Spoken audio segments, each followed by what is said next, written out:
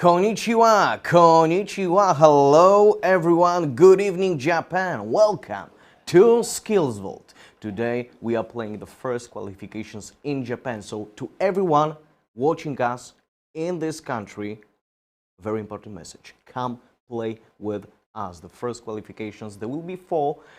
I think you should sign up today. Go to www.skillzvault.gg and register to the qualifications right now. So, what about SkillzVault? SkillzVault is a great international tournament.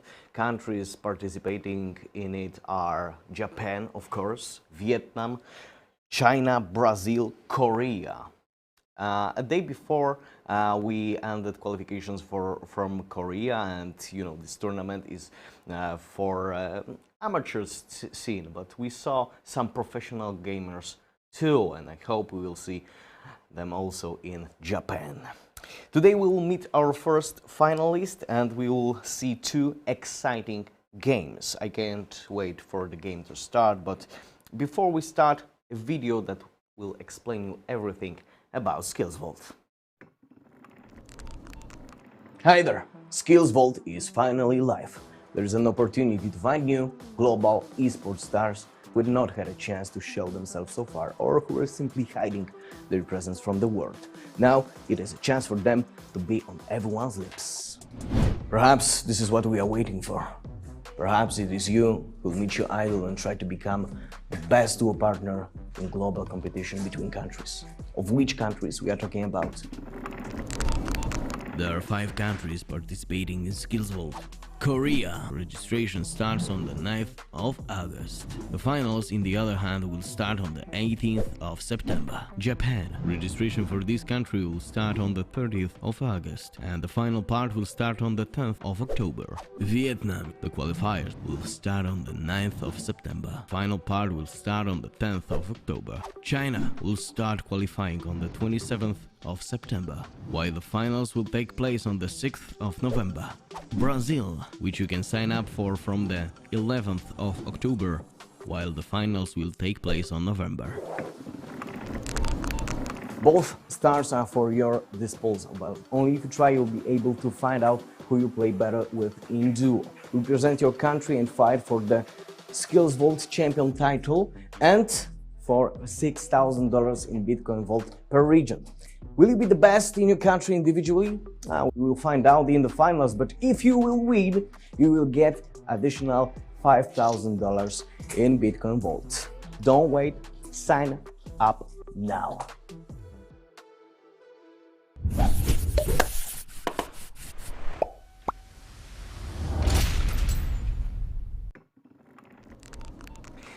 So as you've heard, you have a chance to show yourself to the wider audience.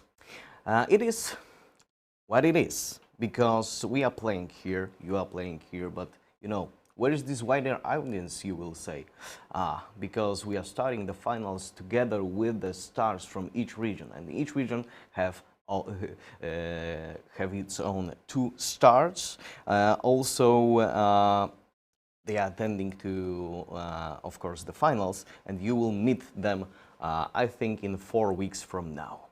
And the first star is Genji. Let's listen to my interview with him. Hello, I'm Testrian. You are watching SkillzVault. Today with me under a hail of questions will be Genji from Japan. Hello, hello, hello. How are you, my friend? Oh, I'm fine, thank you.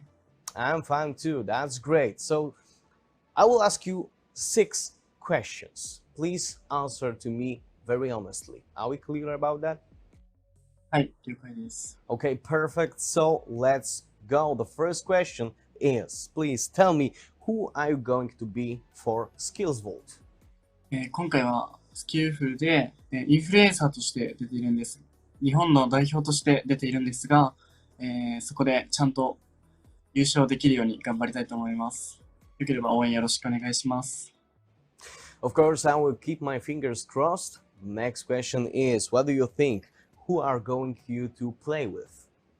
ゲームは雰囲気がすごく大事なので、雰囲気のよくやれる人で一緒に強くなれる、成長をできるような選手と一緒にゲームをやりたいと思っています。Mm-hmm. So what are you going to focus on during each game? ミスのないようにプレーをすることが一番大切かなと思っています。Genji, what is going to be your role in the game? チームでは、チームをまとめるような存在をやっているのかなと思っています。Okay, so now very important question. Who do you think should participate in the event? この大会は、もっともっと PUBG を楽しみたい人、そして向上心があるプレイヤーが参加するのがいいと思います。Okay, perfect. Thank you very much. And the last question is, according to you, what is SkillzVault? このイベントは、PUBG モバイルを盛り上げる、すごく大きな e スポーツのイベントなので、こんなチャンスはないので、たくさんの人が参加することを、期待しています。Okay, Genji, thank you very much for this quick interview. You're welcome. Thank you for watching. Don't miss SkillzVault. Sign in right now.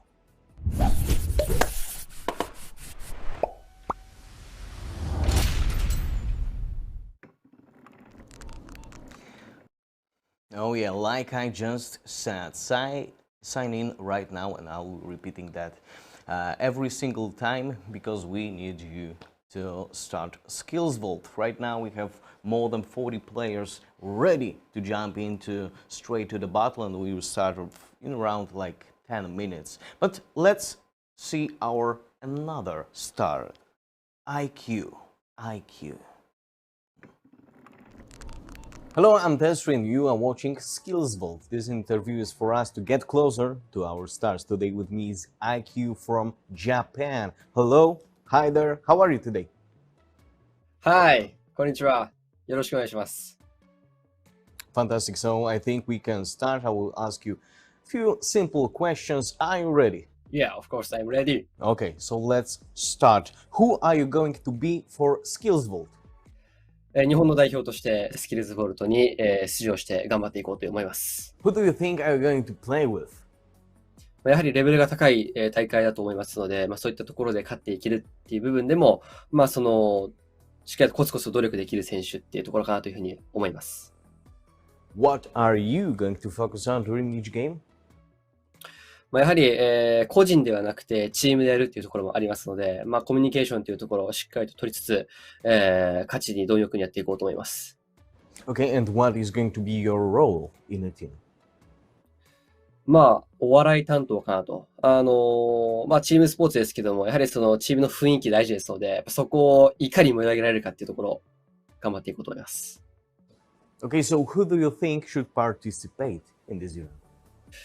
やはり勝ち負けっていうのがはっきりする部分もありますので、いかに勝ちに貪欲になって、チームスポーツですから一丸となってやっていけるかというところ、そこの選手一人一人の気持ちの入れようっていうところですよね。いかに本気かっていうところかなというふうに思います。Okay, and the last question, according to you, what is SkillzVault? そうですね。やっぱりその、日本、ゲームっていうのはやっぱこの言語の壁とかがありますので、日本国内だけで落ち着いてしまうっていうのはあると思うんですけども、そこがいろんな国の人たちと交流できるっていう部分で、自分たちの名前っていうのを、他の各国の選手とかプレイヤーに、広めるチャンスでもありますし、もちろん、ゲームのスキルっていう部分も、自分これだけ強いんだよってところを、いろんな国の人たちとかに、見せることができますので、そういう、普段交えない、普段交流できない部分の人たちと交流できるっていうのがすごく、スキルズボルトの、いい価値かなというふうに思います。IQ-san, thank you so much. I think we all know you a little better, and I'm sure you will do your best during each game. Thank you. Thank you very much, and see you. See you on the battlefield. Thank you, Tesri-san. Thank you. 頑張ります。Thank you.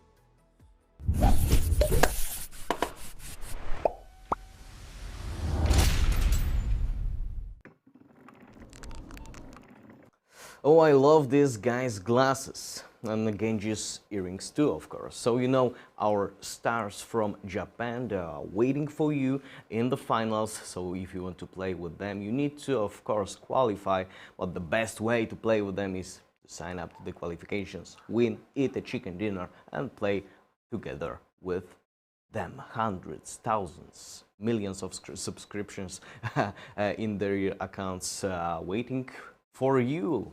This is your moment. This is your day. So don't wait. Just sign up right now. And now I will connect with our caster. Let me introduce Professor Tarzan. Hello, Professor. Hey, Hello, morning. hello, hello. Morning on Hey, our side I of the can world. see you clearly. Hey, how are you today, my Oh, friend? doing great. Doing great. Glad to be back again. We've done this. It's not new for us, Testry. We've done South Korea. And this time round, we need to do the same for the Japanese region. I'm actually extremely excited. I think it'll be a different culture, different play style. I mean, like, obviously very happy for like the influencers as well. Great picks. Like, I feel like I know like one of them, to say the least. So, but you know, these players probably would therefore fight harder, I'd say, for a chance to play with them.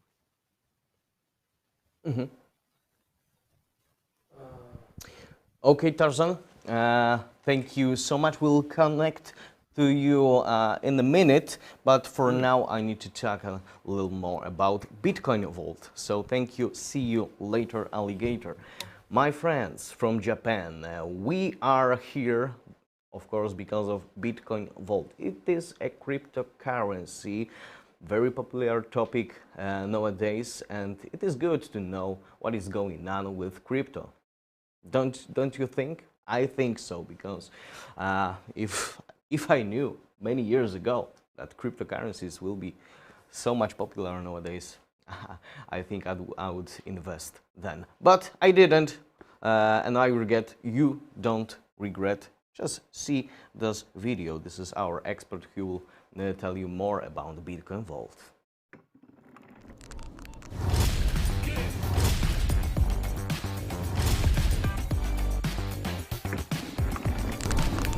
Bitcoin Vault is a cryptocurrency. It's like any other cryptocurrency there is on the market, except one difference. The difference is quite huge, because in Bitcoin Vault we allow users to reverse a transaction.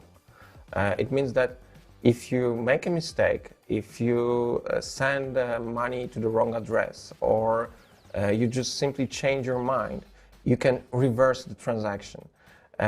It's quite the opposite with other cryptocurrencies, where you send the money and it's sent. It's already gone from your wallet. In our case, you have 24 hours to make a decision, to change your decision, if you want to proceed with your transaction or you want to cancel it.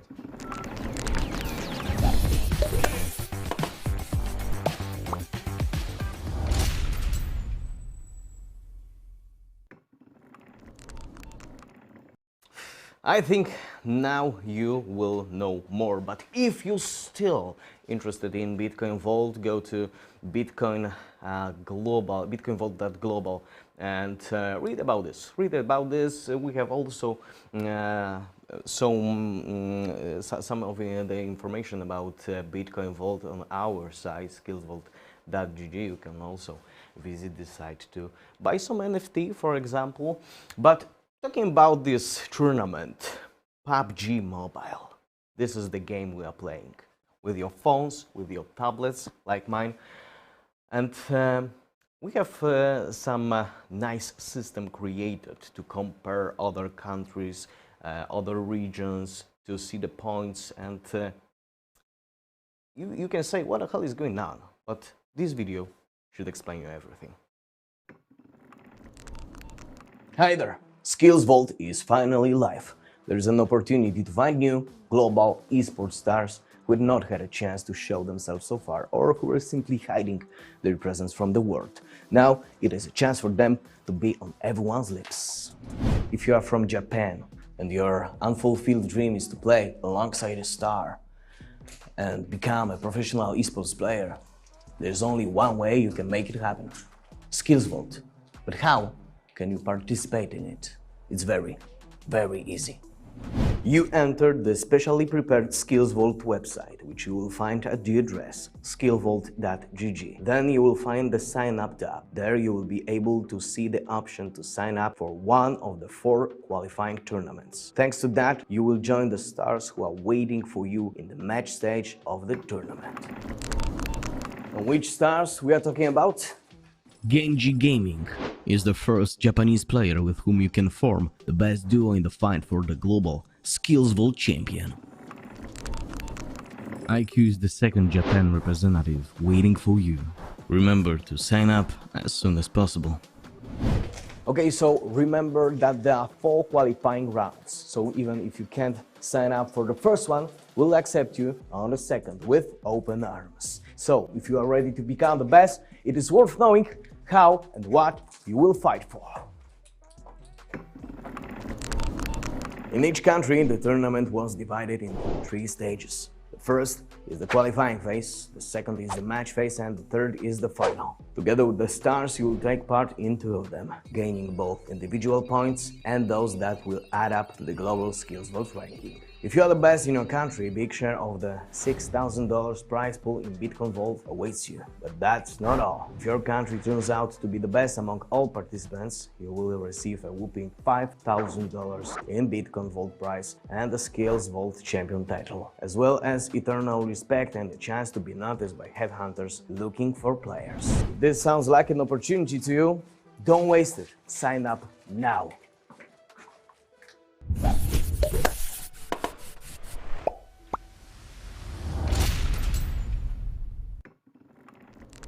Alright boy, I think you know everything about SkillzVault right now. Many videos, many tutorials, many explainers, but for now I think we are at this point where Korea is, so we know everything about the game.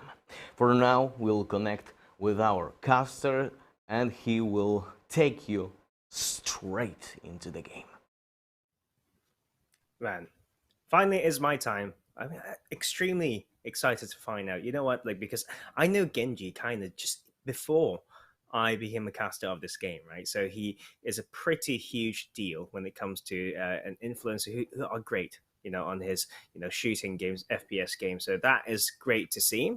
We've seen some type of playstyles over for South Korea. I think Japan might be of a different one. I'm very eager to find out, and of course, like having the background to cast some PMCOs, PMPLs, we will use a very like harsh eyes to judge the level of the players and see who's really worthy of their qualification and see whether they can match the level of skills from the representatives from the South Korean region, because that we did have some very good players there. So we need to see whether Japan can match that. But you know what, like just the impression of the region, I can be completely wrong, and sometimes I love to be wrong because that means there's something that I don't know more about, you know, the topic or the region or people that I'm talking about. But Japan, right? When we talk about Japan, I think about the Nintendos, you know, all those Street Fighter, those, you know, old school games that we love to play. So a lot of skill-based reaction time, all that stuff. So I feel like this region can generate a lot of mechanics gods. Shall I say it that way? Like I assume them to be extremely good, and that would be my expectation. And of course, like everything needs that practice and experience. So I think we will need to see. Right? After all, we'll need to see that. One thing that I've learned via SkillzVault would be not to like expect anything to what I assume. Right? There's always some surprise, and sometimes come in the way that's extremely pleasant, right? And we are playing solo mode, so bring you guys through a little bit of that tournament format once again. So today is Sunday. I believe the time difference doesn't mess that up, so it will be Sunday night over in Japan right now. And every Sunday from today onwards, so the 4 consecutive weeks, we have 4 qualifications, and for each qualification we will have 2 matches. Okay, so we'll have Erangel first, then Miramar second. Then we have a very nice point system where you get rewarded for placement as well as every kill. So then with those points, we form kind of what a term called power level, basically the point average of these players, and they will use that, their own power level, power factor as well would be the other term for it, to match against each other. Whoever is the best of that qualification day will proceed to the finals, which for now I need to look for the calendar. It will be sometime like further next month, and but we will need these 4 Sundays to find out which 4 players will come into the finals, right? So we'll repeat that 4 times. But for those 4 who made it to the finals, every one of them will get to play with both Genji and the side of IQ. So those will be the 2 players for sure. Like, they will team up with all the players, and we'll have different combinations. This time around, seems like we are slowly getting some love for that region, slowly getting our name out there. We start with the first game with 5 players, and that's fine with me. You know what? Like, we've seen something like that. I feel like it's practice. Like, it's huge practice, because you've got a lot of land to get used to. If there's anything that you are practicing, like for this type of like lobbies, your map knowledge, as well as making sure that you are always having your guards up, right? So this game allows me to say so much about what I know about the map, I guess, and the game, but I do not want to miss those actions, so my eyes need to be open when it comes to that mini map right there, as well as just using my prediction skills. Can't always rely on that, so we need to find out. So this is Stalber. If you don't know the map already, I'll tell you something about Stalber.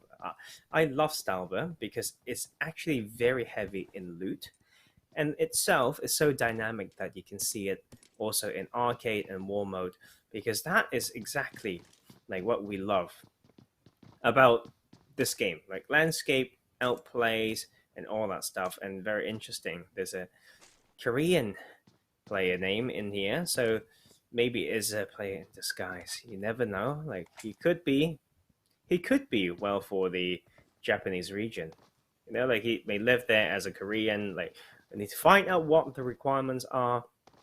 It's great. Like, seems like we've got some love from South Korea, that some players who could be eligible for both regions somehow are also here. So lovely Sunday. Hopefully everyone's having a good time.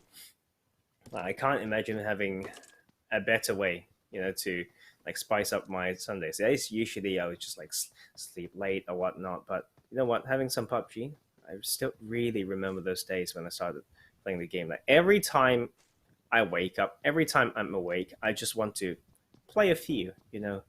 That's like back in the days. I'm too old now, guys. I'm joking. But talking about the old days, Pachinki would be another. Hot drop, just textbook hot drop. It was some players did say though they feel like the loot has gone down quite a bit in Pachinki, so like you can like barely like feed maybe 2 teams. So this is very, very new to me when it comes to Pachinki not being hot. But this time around, I can completely understand. Right, some other cities got these new love, new. Should I say, new as part of the new trend would be the right way to say it. Milter is this position right now where we're seeing on screen. I actually love Milter quite a lot. I think some analysts like myself like talking about farm because of his position. You get access to some somewhat center parts of the map easily, and also get some decent priority to that southern island if the circle ever goes that way. But Milton is similar, just on the other side of the road. A little bit more organized, a bit more compact as a city. The harder thing to do will be to get some cars. So usually along that road, you do get a few if you're lucky, but you may just get 1 or 2 if you are not. But luckily for these players, all they need is 1. And if they ever run out of gas, or they get the car health damaged or gone down, then you can really find another one along the road. Like, after all, this is phase 1 in a pretty empty lobby. So I actually think about the strat here, guys. You know, like, even in any type of tournament, they have a particular point system. You think about the maths, the mathematics behind that. Think about, or do I go for the skill, or do I stay more stealthy, quiet for that extra placement points? Like, right here, I can bring the documents up right now, guys. You know what? Like, give me that 1 second. I won't be gone. I'll be talking all the way through. So if you get first place, you get 400 points. Second, 380. Then it basically goes down by 20 points for each place until, let's say, from 11th place onwards, then you get a 10-point deduction. I think that is the case until 20th. Then you've got a 5-point reduction every time it goes down. If you don't make it to top 40 in the more stacked lobbies, more populated lobbies, then you didn't get any, right? So now that we've only got 5, you really need some kills. Like, you start with, the difference will be 80 points when it comes to that placement point. But then you get 2 kills, that is 60 points. 30 points per kill, by the way, guys. So I don't know how to think about this. Like, it will be a little bit of a coin flip, but you know what? I still, as ever, won the kills and the prize or the qualification going to the best player. Like, the most deserved. We talked about a few things through that Korean region. We talked about priority on those vehicles, right? Like, it's important for teams to know, for players to know how important vehicles are, and giving you that option to get out of certain situations, like rotations, you know, just surviving. Sometimes extremely hard. But when you are doing severe damage to an enemy, maybe in the skirmish, and you want to follow it up, you need that quick rotation, right? With that vehicle ever important. So Stalber here, like, to be fair, like, as a solo player, you can get so much loot. I would assume for most players in this lobby, with those uncontested loot, they can basically grab full level 3 gear and their favorite loadout. That really depends, right? If your favorite loadout includes drop weapons, that I can't help you with that. You can help yourself by getting aggressive onto those drops. So that would be one thing that we've seen, like, time and time again, certain skirmishes around people who are not scared to take these drops, and definitely those who will just hunt those down, like, in a very textbook way, and say, you are going to be greedy, then I'm going to be very cruel. So this time around, another bit on that northern side, interesting to find some new love. This is actually Irango 2.0 parts, where you can actually break some of these, I don't even know what those are called, like, not just normal doors, right, but they get you underground. It's like into those bunkers, right? And I love seeing those, because it's one of the most indicative things. Like, if they are broken and you need to break it to get in, and you have to shoot to get in. So, like, by getting in, you need to first give away some gunshots, some audio cues, right? And people can really respond to that. So, but it also adds this completely new dynamic when it comes to pro play in particular, like full squad maybe being in that bunker when there's no way out. I believe there's 2 ways to get out of that, but you still have to, those are the only way. So very easy to get choked. And well done to PUBG as ever. Like, to be fair, I just think it's banter at this point. The small things where the landscape and the car bugs would make things so funny. You can see that car's almost like fuming a little bit just by, like, rolling over a small ledge, as well as the player losing some HP. And now we've got the beautiful drop, and that will actually go over to these more center parts. I believe that's to the southwest of Pachinki, on one of those more popular spots. I say in pro play, which I love, like, doing from basically all my career. Like, those squad modes, like, these are the spots that are great for a whole team to hold. But if you're only a solo, it might be a little bit harder. For these drop, though, the Mark 14, one of my favorite weapons, the versatility is insane. Right? Like, you put some of your initial AR attachments into there, then you have great max size. You can spray people down in close range. Just think about it. If it's usually used as almost a DMR, long range, to tap you 2-3 times, and then you would just get knocked. If you change that into close range with those headshot multiplier, it's one of the most deadly close range weapon. Like, before, people used to compare that with the M249, but you don't need that many bullets if you can aim it. Of course, like, especially in solo mode, right? If you've got a whole squad to wipe, yes, then the M249 is great. But since it's become a sworn weapon instead of a drop weapon, I think it's gotten a little bit worse, right? But some people are still going for it. I think it's really, really fair, like, for CQC purposes, close quarter combat, and but it feels different now. Like, it feels slow. although you can put up to 150 rounds, but the reload time is just long, right? So I rarely get the chance to fire all of them at the same time. If I can just get a quick second or so, then it will be a reload on my AR anyway. But like, that is just my personal preference. Like, I think all the different changes in this game can be extremely exciting, and you can see like the map is pretty nice as well. Like, if you want to be a bit of a farmer, you want to play some parkour, there are places for you to do that. This is to the north side of that map, like close to Saverny, but basically between Saverny and Stalber. Tricky area to play, but this spot can be extremely OP and gives you a lot of third-party risk-free peeking and scouting potential, right? And you can just have a look over all those green hills of Erangel, like what we'd love to say. And Pochinki will still be extremely empty. And DP47 is what we see on the screen right now. Not the name of the player. We could call him 5207. 5207. I don't know how do you even say numbers, guys. But anyway, I feel like I've seen this player before, so it's nice to see someone coming back. And the reason why I love the DP and being the exclusive gun on this map as well, right? It's just so strong. Like, the spray control is not like too hard to master, I'd say.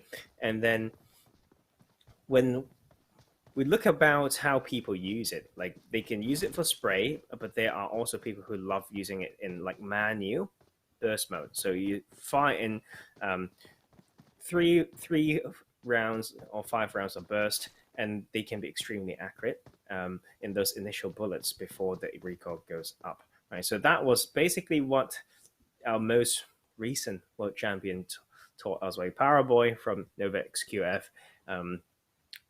had a great run in the PMGC last year. So we are reaching towards the later months, the last quarter, right, of this competitive year. We will see that PMGC once again, season 1 now. It was season 0, and Paraboy, going back to him, being crowned MVP so many times, very consistent through his career. Sounds extremely modest and humble. Like, he was the one who really started showing the world how to use a DP47, fighting those like burst modes, and it was incredibly strong, right? Of course, he was great with the spray as well. Let's talk about the circle. Let's talk about the circle. It's gentle eastern shift, like placing it to an off-eastern part of this whole map. So I'm looking at certain power positions, right? And I would say I only define these strong positions or power positions by their sight lines, the ease of rotation out of it later on, as well as the ease to keep your vehicles hidden and safe. I think extremely important. When you have only got 5 in the lobby, you get punished so hard by giving up any information, right? So that is one very key thing that we're looking out for, even in pro play. It will be the exact same. Like, right now, there will be one point, right, in the game that these players need to prioritize the position and the play zone over the loot. It doesn't matter if you have the best loot. Yes, level 3 helmet would be the main thing, I would say, gear. But when it comes to meds, you didn't really need that many meds. If you make good rotations, you didn't take bad traits, and any trait is scary for this mode, right? Because solo mode, there's no teammates to help you with a second chance. There's no revives and all that stuff. So I actually find solo modes extremely interesting. Personally, I like maybe first-person perspective a bit more, though, but third-person perspective definitely has their strengths, and I think it might be one of the hidden OP ways to train game sense. But it only trains one segment of game sense, though, and it won't be transferable to other modes, because a lot of the solo game sense rely on team play, and that is still where the competitive scene is heading. But you can see, to be fair, if you are a great competitive player, so in squad mode, if you are very good, you see some of these translate over to the solo mode for sure. Like mechanics, to say the least. Other than that, certain how to use certain openings based on maybe structures of the buildings, those are very, very important. And I always love talking about this. Like, in my experience in casting pro play as well as coaching professional players. Mechanics is kind of the basic. Like, you need to give it some context, and you need some IQ, and above all of that, right? Then when you have game sense and then you've got gun skills, then it will be about mental skills. A lot of players can't use the full momentum because they don't know how to get a good grasp on the emotions. You can see like some of these memes as well. I find it extremely interesting, and we'll see it today, because think about, well, it's very hard to make a bet, but I would love to kind of have a side bet. No, I'm just going to ask a question, right? When will we look at the clock on the top right? When will we be down to maybe just 2 players? And that's what I'm talking about. Like, when you know you're so close to winning, you feel completely different. Like, sometimes you know that you don't have full motor control in your hands. You start to shake, maybe, yeah, or you get extremely excited. Some people feel like their breathing's getting affected as well. All those things would be why the field, right, in esports, slowly getting to understand these more, bringing in other types of professional. I think that's incredibly important. Yes, like mobile platforms, we are not there yet. I think it's because it's so accessible. So many people can start playing this game. You don't need great gear. You need a somewhat functional phone with functional graphics. Then you start, and maybe you've never been in the scene before, but you found a game that you love, and with whatever skills you are born with and that you've learned in life makes you a great player in there, and you're suddenly in the competitive scene. And then you just don't know what it's for, right? It's also new. Then, so that awareness from maybe the PC scene, when people start talking about like sports psychology, like nutrition, all that performance science stuff, it will take some time to reach here, but I think maybe for organizations to see the potential and reach of these mobile gaming platforms and mobile esports, then that will be a great start, like to see who's got the vision to invest, right? But it will be quite tricky. I think the screening system when it comes to which players deserve the investment are just is a completely different thing, right? Sometimes certain new stars only shine when they give them absolutely nothing. Like when you give them too much like support, they suddenly lose a little bit of that motivation, or they find it so new to them, they actually, by telling them how much they can also do or learn, they suddenly lose confidence. They feel like, oh, I thought I was very good. I thought I was good enough. But to be told by scientists that there's more that you could maybe learn, sometimes that doesn't help people. Like, it's so weird, like working with the younger players as well. So, but that will be my little bit of a rant or a short talk on the issue, I'd say. Yes, Naya Pond is where we are right now. I need to talk about this because this is the first time that we're seeing players on each other's screens. It's not even on their screen, but on our screen. So that will be a bit of an interesting one. Like, we call him Arak. We've seen him before. We know that he is a passionate player.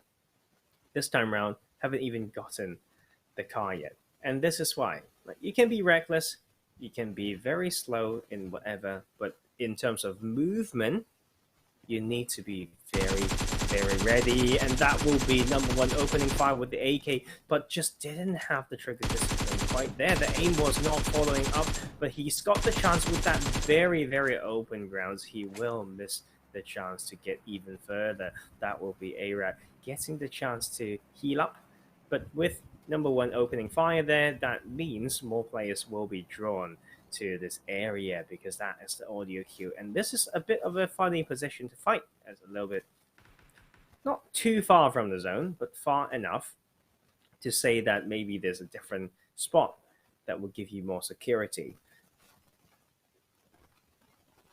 You know what? I'm going to be a little bit harsh here. Like, when it comes to recoil control, that was not very good. I know it's a bit hard with the AK like at that range, but all you need to do is to wait a little bit longer. Seems like that's where Arak's coming in for as well. But sometimes when you're confident enough, you just can't wait. It's so juicy. It looks like you just want to straight and take that kill. Seems like that won't be the case. That will be the smoke that he's going for. We'll need to bake it very quick, though. The smoke is there to protect, to start off with. We'll need a bit more, though. Like, if I were him, I would use the smoke to heal up before going in. So, I hope he had more than one smoke. That was scary. He could have just completely used completely choked off that path to the water by one extra smoke. But not everyone wants to spend that utility, you know? Like, sometimes people want to live risky, and playing risky makes you feel happy. And you know what? I can't disagree with that. But you can see the damage of the AK just through all that. Probably the first skirmish has damaged that vest to over 75%. So that is ARAC needing to come through a bit more. He can be caught up, though. Like, this time, you know what? Like, to grab the vehicle for this, if he has done it earlier, then it will be that overtaking action a bit quicker. But this is great. Like, to know the time window, you know, to really catch this player on the other side as well is great. A little bit half-hearted this time around. We'll just keep driving in. If I were him, if I've got the meds, I'm going all in. You stay as a fish, or you become my food. Or you can be both, right? Fishies would be the term that we love using, and sometimes you're forced to play that style, you know, stay in the water. A bit early for that, though. I still want Ayak to have learned his lesson. Maybe he's just got absolutely no luck with the vehicles, so I can't be too harsh on him. And but there was actually some closer to that junction by the bridge. If you run towards Yasnaya, it will be a bit harder. There's not as many vehicles. Yes, there may be one or two in town. Some of them in the closest garage there. So good luck, Ayat. I hope you can find that vehicle and then you can move in. And this time around on this other side, Mr. 100 can move towards what I call... Nope, we are out of... I'm trolling. There's got this compound above the character M of the word mansion, where we call heaven in pro play. Like, the more OG players would call it heaven because it has elevation. It's so sweet when it comes to 360 views. So that's one thing. And AX losing his opportunity to grab a car. Like, he's seen one. And, oh, would that be the first kill? That will be the scar to deliver. And that is so sad. Like, for 100 to take some strong positions before and to come into the next one, wanting to claim it, he was ready to just crash and clear it. But this is also the good idea right here. From number 2, he knows that this might be highly contested, so he'll just stay on the outskirts. The third party potential always, even if someone's in there, right? From shelter, the grass is there to protect. Third person perspective, risk-free peek. Very, very important for him. And I'd say those shots can, you know, land a bit quicker. Like, but he was lining up his shots, you know, got the job done anyway, and that will be the first kill coming through. And hopefully he doesn't taste his own medicine here, like going into the compound this time without a vehicle as well. Like, I think the thing to expect, right, would be for him to get a vehicle around shelter. Sometimes they do have that. Keep it in a secretive position, and then continue with his previous spot. And then he can tank the zone a little bit. His phase 4 is a little bit painful, just a little bit, but for a tactical play, for one extra kill, for those extra 30 points, I think it might be well worth it.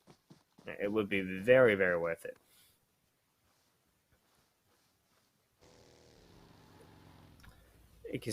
You can see ARAC here. It's great to see him getting that car finally and cruising through that center zone. And not only would he get into the previous one, but now the next one too. We'll be on this edge position, though. Seems like someone else is also using that vehicle. The priority to the center would be quite important, I would say. And this time round, number 2, after getting the first kill of the game, we need to continue. Right?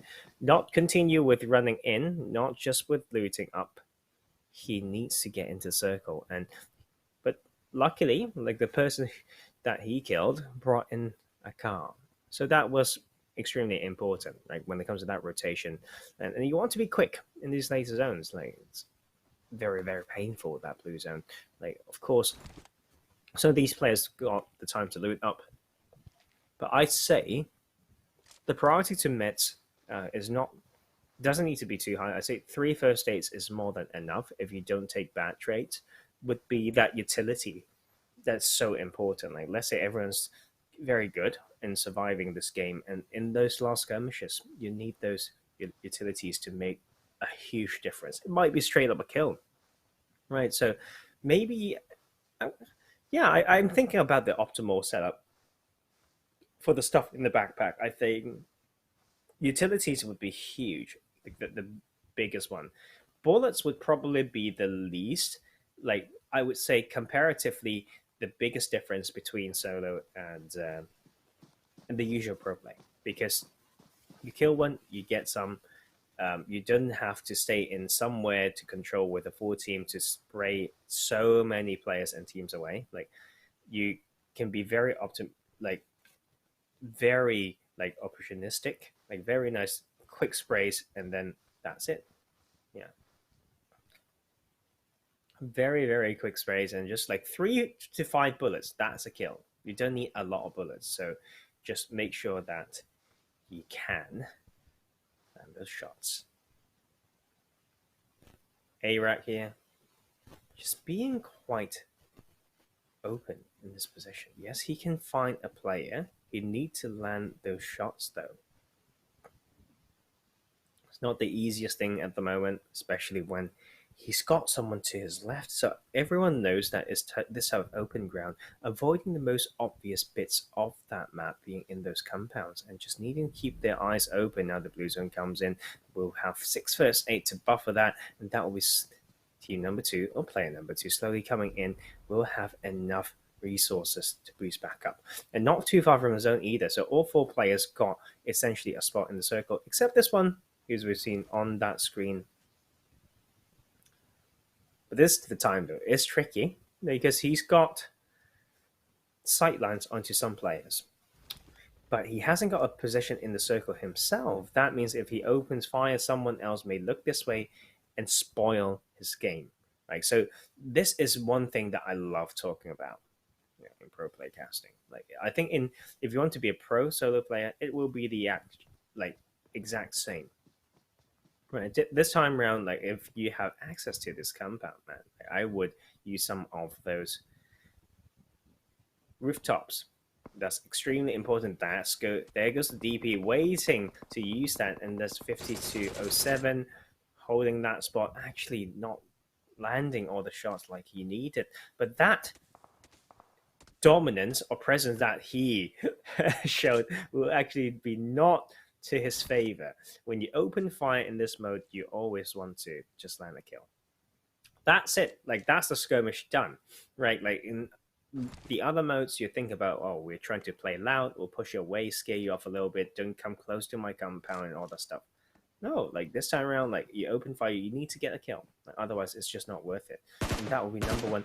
Spending so much time to control different positions close to the center, and now being the only player in hard cover, right? But he will be found, and number 2 may be here to grab a very important amount of points. We talked about how the point separation ain't too huge, between the players, like, because the placement points are pretty much in their bag. So every kill would matter a lot, and that's not how you want to say, oh my lord, the MK is very painful. I think part of that's not on, one of that is on that head, one on the body, to say the least. And yes, he has to get back into cover, and it's time to plan for the next one. 1 minute and 10 seconds for these players to think how to get in. None of them are in the circle. That will be the trickiest thing. You know what?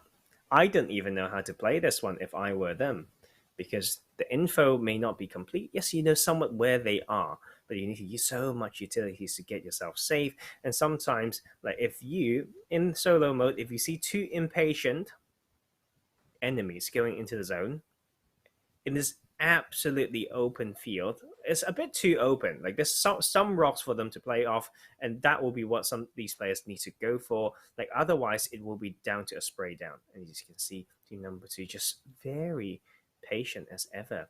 The way that he got in those previous kills as well. And it's time to smoke up a little bit. 40 meters to go. Like smokes can give you a 10-meter diameter of coverage. So he's smoking around himself instead of smoking his entry spot. That is something that I don't like. 5 smokes to deploy around the area that is not even in the circle yet. Yes, he kills around himself. I feel like that is the idea that people have, like when smoking themselves. Wherever I am now, I smoke around myself now. No, like sometimes you need to think about smoking around where you want to go to or want to be. Right now he'll run out of some smokes where he needs the cover most. So everyone's like struggling a little bit. ARAG got the car, decided to not use it towards the vinyl zone, and then that will be exactly how he died. That is painful to watch. That is quite sad. Like when you've seen him try again and again, and we're back to those basics where he lost that. And in these skirmishes, bring to FVP perspective, not the worst thing, but that extra bit of elevation when you are going up against high ground will be very key right here with the Scar. And 6 times a little bit too huge for that zone maybe, but he'll find the angle and be very, very ready to strike. Once again, the Scar will be exactly what gets him 3 kills and that chicken dinner. Man, like this game, not very surprising yet. I'd say I'm surprised that we didn't have more people like to see in here. I believe they will come in though. But to see some people coming back across the region, across the sea, that is some much needed enthusiasm. So, you know what, I can't complain about that. So, you know what? Miramar is going to be very different if we still have like those 5 like people. Once again, those mechanics, and we talk about, you know, lining up shots, you know, map knowledge, vehicles, and trigger discipline, right? Those were the key things that we talked about that game, guys. Hopefully you had a good time. It was a bit slower, but we're fine. Especially on this side, we're still morning.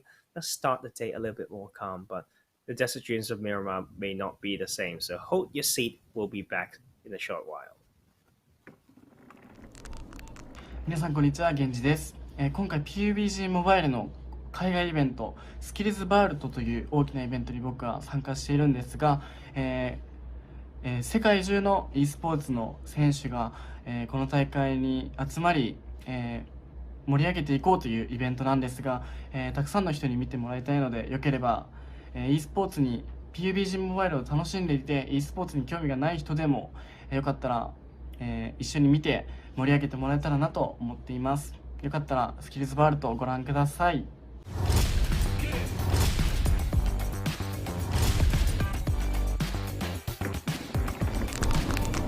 Cryptocurrencies, it's like a virtual money. You can store it, you can spend it, transfer it, you can store it for short term or long term, like an investment. But overall speaking, it's like a virtual money. You can use it to buy things either online or offline. The only difference is that cryptocurrencies are quite new compared to fiat money.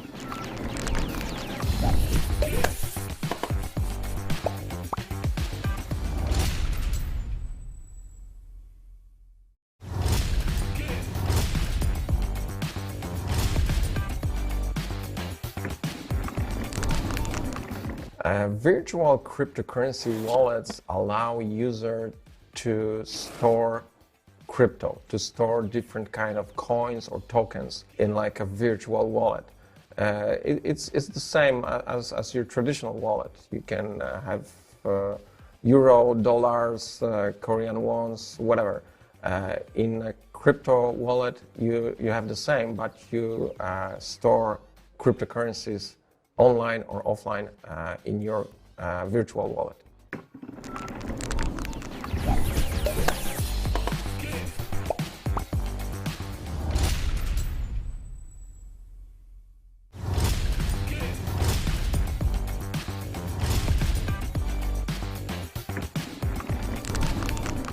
It is possible to change crypto into fiat money, into traditional money, It is possible through an exchange, a crypto exchange, which accepts both crypto assets and fiat money. Like, for example, you can change from Bitcoin Vault to Korean won or Japanese yen. It's possible.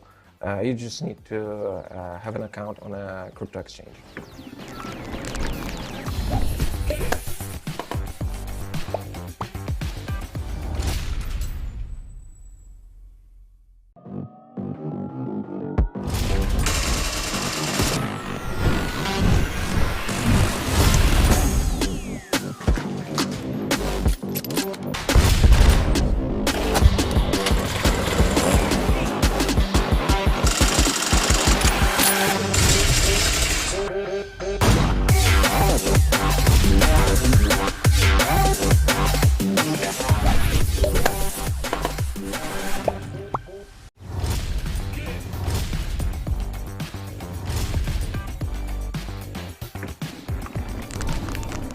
Mining of cryptocurrencies, it's a big topic. There are crypto that you can mine, or there are cryptos that you can stake to earn more crypto. So, for example, Bitcoin or Bitcoin Vault are cryptocurrencies that allows mining. So you can connect your device, like your computer, and your computational power can be used to mine cryptocurrencies. Right now, it's quite difficult to mine bigger cryptos, like Bitcoin, for example. You need a lot of computational power to be able to mine even one Bitcoin. With Bitcoin Vault, it's much easier.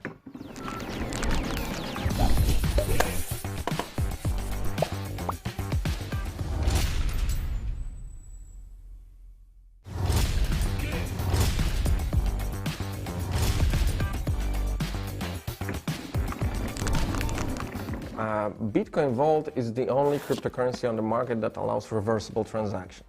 It is possible through a unique set of private and public keys.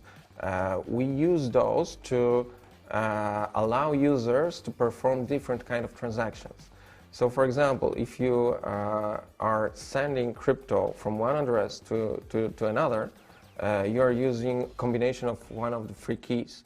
If you change your mind in the process and you want to cancel and reverse this transaction, you are using a different private key. So our three key security structure is a concept of managing three private keys that are a common tool in crypto, where you can use different keys to perform different kind of transactions, and at the end you can either reverse it or speed it up.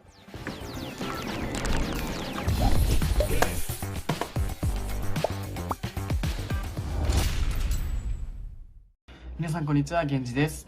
今回 PUBG モバイルの海外イベントスキルズバールトという大きなイベントに僕は参加しているんですが、世界中の e スポーツの選手が、この大会に集まり、盛り上げていこうというイベントなんですが、たくさんの人に見てもらいたいので、よければ、e スポーツに PUBG モバイルを楽しんでいて e スポーツに興味がない人でも、よかったら、一緒に見て盛り上げてもらえたらなと思っています。よかったらスキルズバールトをご覧ください。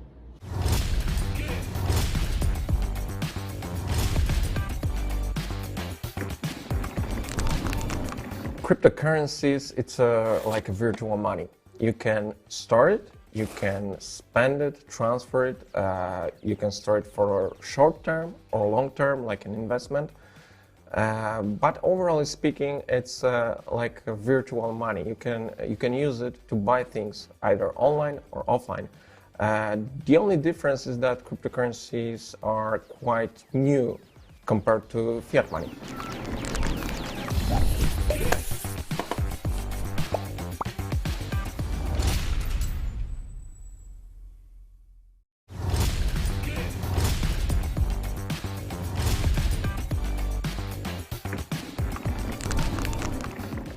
Virtual cryptocurrency wallets allow users to store crypto, to store different kind of coins or tokens in like a virtual wallet.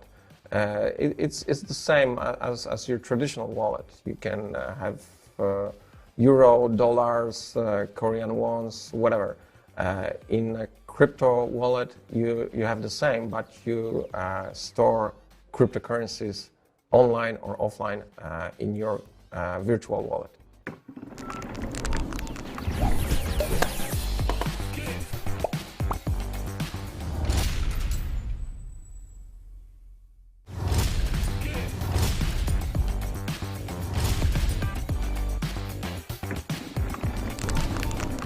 It is possible to change crypto into fiat money, into traditional money. It is possible through an exchange, a crypto exchange, which accepts both crypto assets and fiat money. Like, for example, you can change from Bitcoin Vault to Korean won or Japanese yen. It's possible. You just need to have an account on a crypto exchange.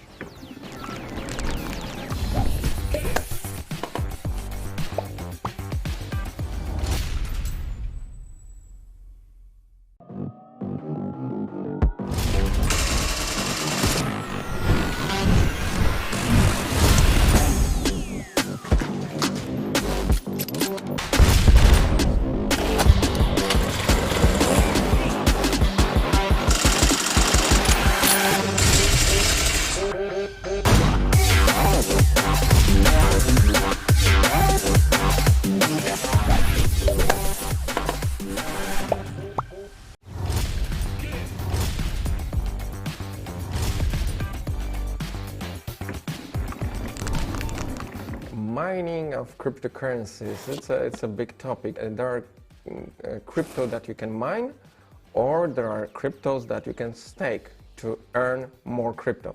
So, for example, Bitcoin or Bitcoin Vault are cryptocurrencies that allows mining. So you can connect your device, like your computer, and your computational power can be used to mine cryptocurrencies. Right now it's quite difficult to mine bigger cryptos like Bitcoin, for example. You need a lot of computational power to be able to mine even one Bitcoin. With Bitcoin Vault it's much easier.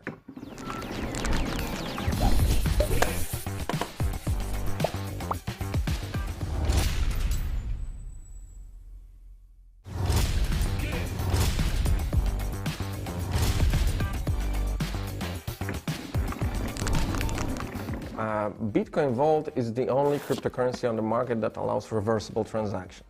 It is possible through a unique set of private and public keys. We use those to allow users to perform different kind of transactions. So, for example, if you are sending crypto from one address to another, you are using a combination of one of the three keys. If you change your mind in the process and you want to cancel and reverse this transaction, you are using a different private key. So our three key security structure is a concept of managing three private keys that are a common tool in crypto, where you can use different keys to perform different kind of transactions, and at the end you can either reverse it or speed it up.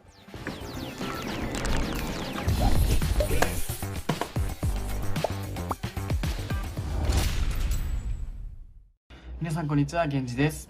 今回 PUBG モバイルの海外イベントSkillzVaultという大きなイベントに僕は参加しているんですが、世界中の e スポーツの選手が、この大会に集まり、盛り上げていこうというイベントなんですが、たくさんの人に見てもらいたいので、よければ、e スポーツに PUBG モバイルを楽しんでいて e スポーツに興味がない人でも、よかったら、一緒に見て盛り上げてもらえたらなと思っています。よかったらSkillzVaultをご覧ください。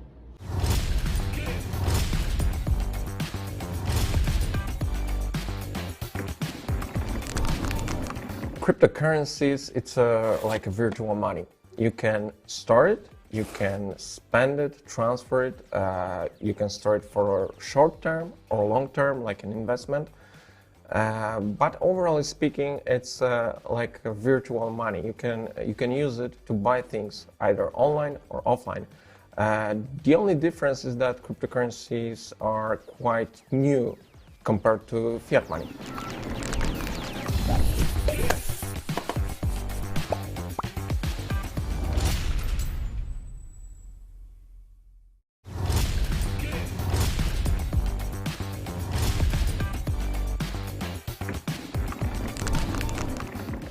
Virtual cryptocurrency wallets allow users to store crypto, to store different kind of coins or tokens in like a virtual wallet. It's the same as your traditional wallet. You can have euro, dollars, Korean wons, whatever. In a crypto wallet, you have the same, but you store cryptocurrencies online or offline in your virtual wallet.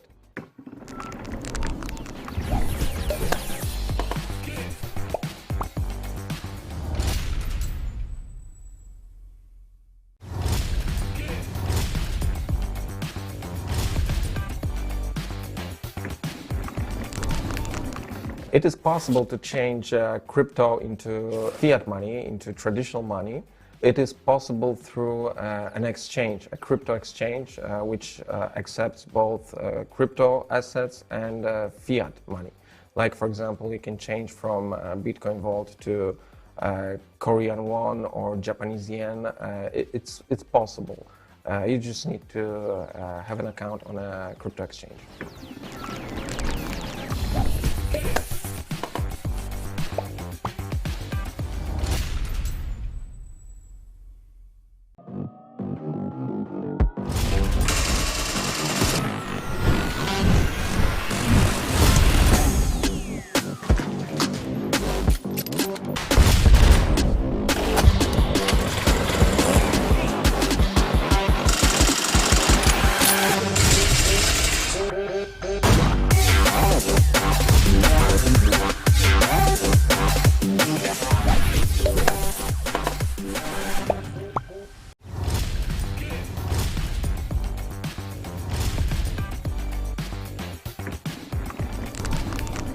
Mining of cryptocurrencies, it's a big topic. There are crypto that you can mine, or there are cryptos that you can stake to earn more crypto. So, for example, Bitcoin or Bitcoin Vault are cryptocurrencies that allows mining. So you can connect your device, like your computer, and your computational power can be used to mine cryptocurrencies. Right now, it's quite difficult to mine bigger cryptos, like Bitcoin, for example. You need a lot of computational power to be able to mine even one Bitcoin. With Bitcoin Vault, it's much easier.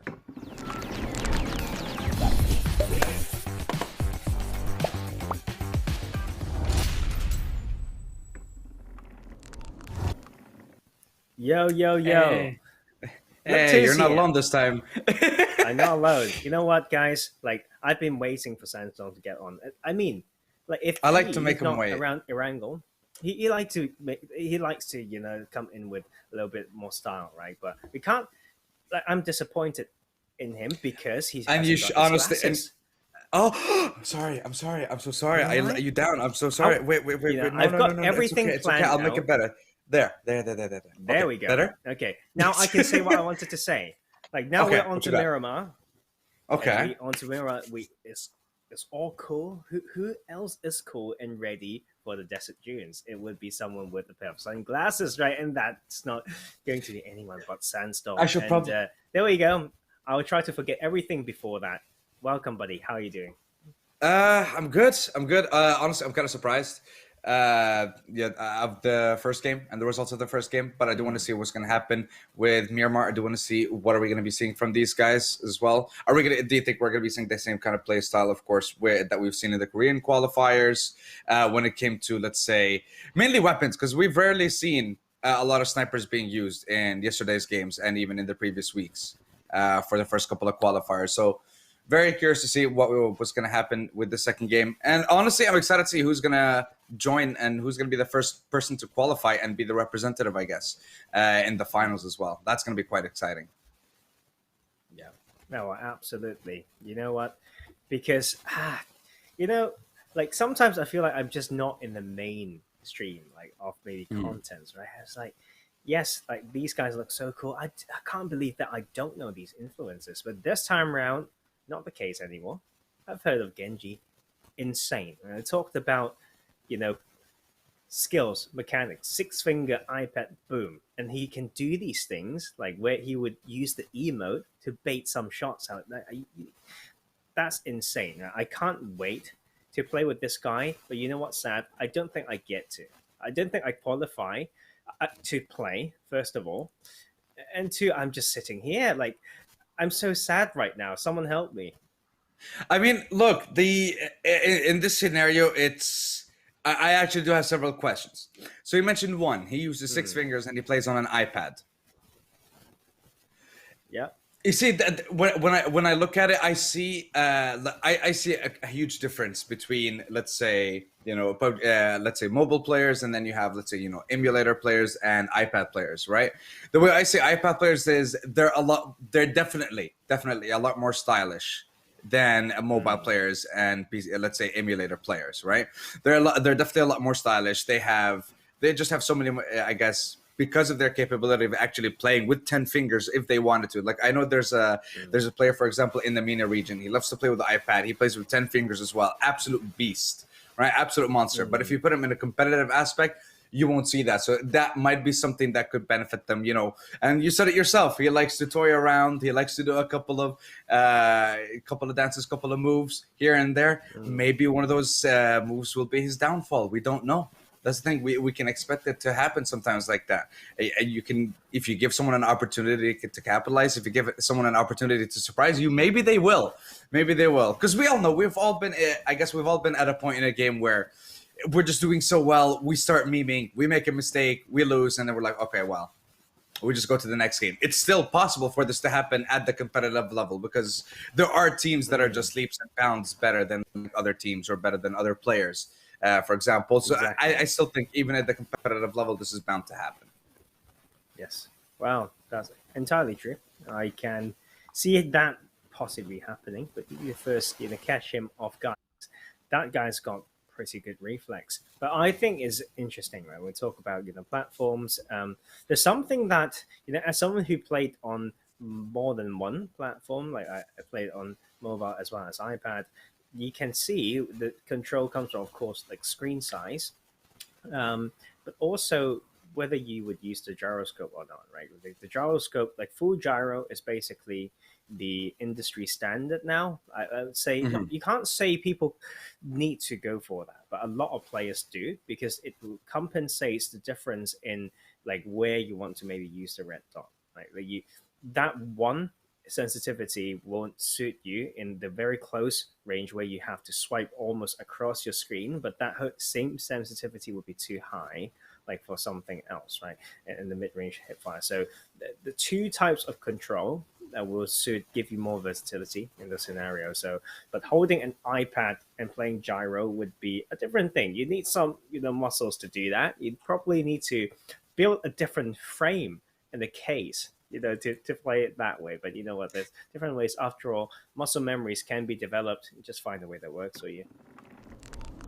Well, I know how muscle memory works. I guess in, you know, honestly, not mobile games. I don't know how that's going to work with mobile games. Don't really have a lot of experience. I'm absolutely a terrible player. That's why I'm here.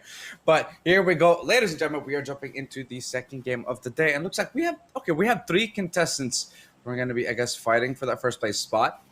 Fighting to be that first qualified player for the Japanese finals.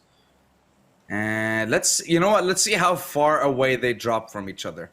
Let's see what kind of distance we're going to be looking at. We already see the first player dropping towards the likes of La Driera, so that's not going to be too bad. Might be heading towards Monte Nuevo. If he heads there, you're going to have a lot of opportunities to, I guess, find vehicles, a lot of loot as well. And considering the numbers, you're going to have all the free time in the world. And there we go. Player number 2 dropping, heading towards the likes of San Martin, going for a more centralized location compared to the map. Maybe even going to the graveyard a little bit too early. Considering the numbers, you would have, I would have personally opted for, I guess, a hotter drop than the likes of graveyard. Picado would have been nice. San Martin, hell, even Power Grid. Power Grid's not too bad for just a 1-person loot. Let's see, and the third person will be dropping. Oh God, that's a huge distance away.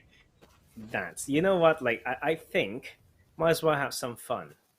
Like at this stage, go for the small islands. Just go for the small islands. There's no harm doing that. I feel like with 3 players, there's a lot that you can do without getting punished. But you know what? Like that means that when it comes to the point, right? Like you just need to kill. It's very hard to do that map. Like it doesn't make sense. Like if you kill one, you're already the second place. So there's no really a good way to say this, but you just need to win the game. You need to take 2 kills. Like there's not much math to do and to say, hey, I would rather take this kill and lose some placement points. Not really. Like we're in top 3 here, so everyone gets at least, what's the math there? 360 points, I'd say. So well done, guys. You've done yourself well just by participating. And yes, please, for the love of God, just hold that Winchester 94 till the end of the game. I would love to see that. I mean, honestly, if people, if they just use the Winchester or the VSS for the rest of the game, I wouldn't mind. Like, when you have those games, let's say, you're farming PUBG Mobile, you're just constantly grinding over and over, and you're always using, your favorite weapons. You're always using your sniper, your AR. Sure, but are there, there are always going to be games where you feel like, you just want to play with something a little bit more fun, no? So if you're going to go for a more fun loadout, what would you go for? Or like if you want to have a little bit more fun with your weapons, what would you try and go for? Would you want to go for something like, I don't know, go for a sniper and even use it close range? Would you like to go for a crossbow? Would you just try and find pans and constantly throw them at people? What would you like to do, Tarzan, in this situation? You're gonna hate me for this, right? Because you can. Oh no! Trust me, there are no wrong answers. I don't judge here. This is a judgment-free zone. No. We know what's coming. I'm gonna play the VSS. You get what I mean now. Yeah? You're not going to hate it. You're not going to hate it. But you will. It won't be the same for you. But VSS, and I will probably go for a Mini 14 because it's old school for me. As a secondary weapon, I think a suppressed mini in these ranges feels so good, man. Say silent, or you just go back to your old favorite. So that would be my fun loadout. And I thought about both actions, but it ain't fun when you can't hit it. And I've been a bit rusty on the both action. It's not fun. Honestly, it's just not fun when you're bad. And I'm not saying that to you. I'm saying that even to me. I'm absolutely terrible. Like the first couple of times I actually tried playing the game, I still had problems, like setting up the looting and everything, because you can either have it auto loot or you pick up the stuff that you want. So, like even those simple settings, it took me forever to sort everything out. And then I guess even trying my first shot, I had a Car9 with a 4 times. I was the happiest guy in the world. I was like, okay, I got a sniper from the beginning of the game. I'm about to have some fun. I think I didn't have a full gyro enabled, and I tried that a couple times. I was trying to go for headshots and like even small adjustments of moving the phone. I couldn't do it. I don't know how they keep track of the player and their movement, even though they're going left and right. It's just small, tiny adjustments. It's just crazy. I think back in those days, like everyone started playing with maybe thumbs, and then and so suddenly, unless you're using a spray weapon, for a tap weapon, you basically share the same finger for aiming and shooting. It doesn't make sense for a lot of people, right? Like so, then things will slowly change. You learn, and then you change. I feel like people just keep finding new ways. Are we optimized now? I don't know. But I think, for example, like 4 or 5 fingers full gyro would be pretty solid now. I personally say the 4 finger is better when it comes to everything considered. I'm even talking about the medical side of things. We're talking about ergonomics. We're talking about like body symmetry. So like when you have one side that's completely different, it affects maybe how your shoulder girdle and your upper back situated. But if you have both hands like very symmetrical, doing similar things, buttons in the similar places, it may help you better. Like, but you need to be very like well planned when it comes to where to put all the buttons. After it's a game, like, but yes, of course, being good in it makes you feel pretty nice, right? Mm-hmm.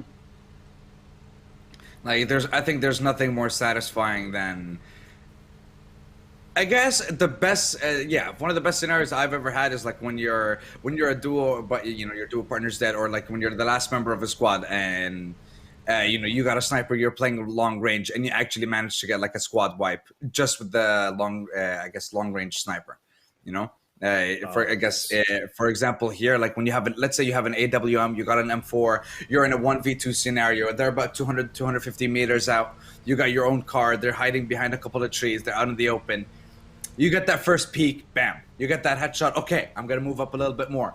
You move up, he gets the heal, you throw a nade, maybe get the next knock again. It's just those scenarios when I guess all the odds are against you, but you have the best weapon for the situation. Oof. Yes. That's just something that I like to see. I'm gonna have my eyes closed right now. I feel like I can imagine what you said, and that actually feels extremely good, man. Like when you can actually do that. But man, like how many consecutive sniper shots do I have to hit? Like that is going to be a bit of a test. Like if someone's got good movements, right? But man, like nothing beats like sniper headshots. I feel like I said this one thing. Yeah. Like, that would be red dot mid range, like triple headshot. Like that is just different. It's like I'm a beast, and there's no luck. Right? It almost feels like that. So didn't know yet, but Los Leones is where Eric is here for. It's a little bit sad to see how he lost that game. It's like he forgot about the importance of a car, then he changed that, and then he lost that thought again. That's pretty unfortunate, honestly. But I mean, there's a chance now. Yeah, but like there's a chance now in the second game, I guess. Actually, you know what? Speaking of the blue zone, I have a couple of questions. I guess when it comes to PUBG Mobile tournaments in general. So you know how it's different, I guess. Let's say Chinese tournaments compared to everyone else, right? You know how, I guess in the PEL and the PC, you know how when you get kills in the first zone, it's double the points. I believe it was the first and the second zone. Before they close in, you get double the points for the kills, and then I believe they had access to jammer packs, if I'm not mistaken. Mm-hmm. So you cannot take damage from the blue zone. Do you think this might be something that at some point could come to other regions as well, or could it come to PUBG Mobile competitions? You think? I think they may. Maybe halfway. It would make it so much more aggressive, no? It would be very, very nice because I think it's a huge meta changer. And to be fair, like now that we have, Nova XQF from China to win, like the last PMGC, like it's something that style helps like Chinese players to develop. I think other than the infrastructures, like their styles and their version of the game provides quite a lot. And there's actually just hats off to them for being able to adjust to it. Like most people just don't care how you change it. Like I don't want too much change. Like I just want to be able to, do what I do best. But everyone needs to adapt, right? And I believe that will be the thing, right? Because historically we've got changes to follow after they kind of so-called, like quote unquote, tested it on the Peace Elite, so the mainland China version. So I would expect those changes to come through as well. And you know what? Like I think whoever's being a competitive player in PUBG Mobile should look at what's happening in the Chinese version, because that might just be the next thing coming on. Honestly, on some level, I hope so. Because, I'm guessing from my experience in casting PMCOs and working on those tournaments, we've seen, sometimes, you get to the late game and, you're in the 6th zone, you're in the 7th zone, and you still actually have a decent amount of squads. It's still pretty tight towards the end. That would be alleviated with, I guess, with the addition of double kill points in the 1st and the 2nd zone. That would, I feel like that would sometimes, in certain scenarios, it would mean more hot drops from the beginning of the game. It would mean a lot of aggressive early rotations within the first couple of minutes. I would definitely see an area like military base. I don't want to say contested, but I want to say guarded. When it comes to gatekeeping and stuff, you'll definitely see a lot more players maybe try to focus on that. They don't want to be aggressive themselves, but they'll wait for the team to cross from the military base, on one of the bridges, and then get yourself, 8 points for a squad wipe? If it's done within the 2nd zone or like towards the end of the 2nd zone, yeah, that's a huge start. And I guess like towards the ends of certain tournaments, it would make it even spicier. We still don't know, for example, who's gonna win, who's not gonna win, who's gonna qualify, who's not gonna qualify. It gets even more competitive towards those last couple of days and the last couple of games. I feel like it would be absolutely insane. And now I want it. Now I just want to send the email. Yo, make this happen.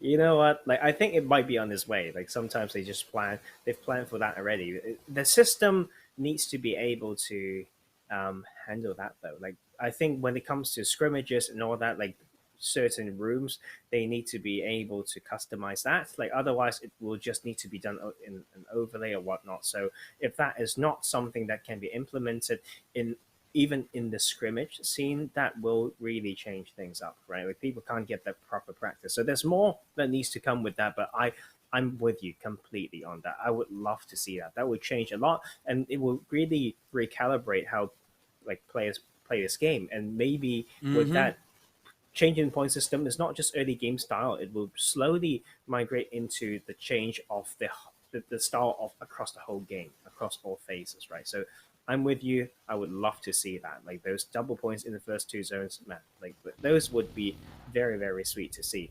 And it can help opening the map as well, like from mid game. And we talk about cars, and you want to use them well. Buggy can be extremely strong, like at least strong enough to reverse some small mistakes that you've made. We've got a bit of a interesting circle, pretty hilly, I would say. We've got the northern parts of this off-west circle to have that, and the emote game is definitely strong here. And but you know what? I need you to win this game to show us more. Well, let's see. Player number 2 over here was, showing off some of his dance moves, or some of their dance moves. I like it, but I want to see more. I want to see a few more dance moves, because at this point it is a little bit of a dance off before we actually get to 6th, 7th, 8th zone, when these players are finally going to clash.